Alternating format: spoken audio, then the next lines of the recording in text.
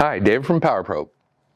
Today we're looking at the ECT3000, one of our most popular tools for locating shorts and broken wires in vehicles. It can be some of the biggest headaches in automotive troubleshooting. It's a simple tool that'll hopefully make that task a lot easier.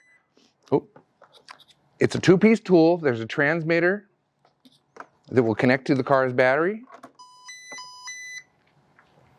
This transmitter has a signal wire that you'll connect to the circuit that has the problem, that has the short or the open on it. And then you're simply gonna follow the signal with your handheld receiver, and the point that you lose a signal is generally where your short or your break is. But it does take a few techniques, and you gotta understand how it's picking up the signal and everything to get the best results when you're using this tool. So right now we have like a little short simulator set up here. So I'm going to plug the ECT transmitter into this one. The transmitter that tone is indicating you do have a short on that system. Normally you will turn that tone off, but if you're in the car moving stuff around, maybe you'll do something that causes the short to go away, you'll hear it change to this open tone. So especially if you've got some intermittent conditions going on, just connecting this transmitter and doing some wiggle tests on your wiring harness might get you further in your diagnosis. So the transmitter now, is injecting the signal. It definitely has a short. You'll turn this receiver on, and you can see it's telling me the direction to the short no matter how I hold the tool. But there's one very important step when you're using this. This black button here is called a sensitivity lock.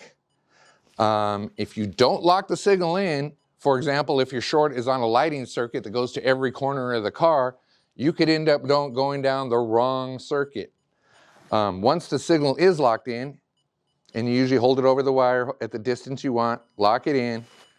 Now, even if the circuit splits in multiple directions, it's only going to go on the branch of the circuit that has the short.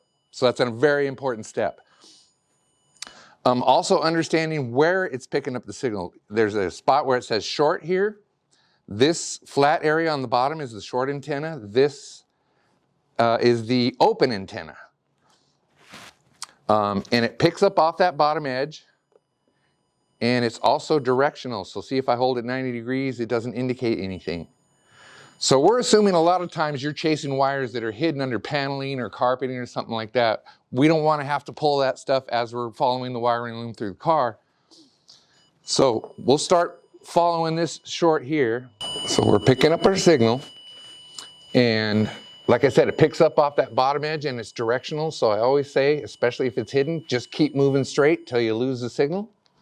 Then you're going to check it didn't change some direction on you.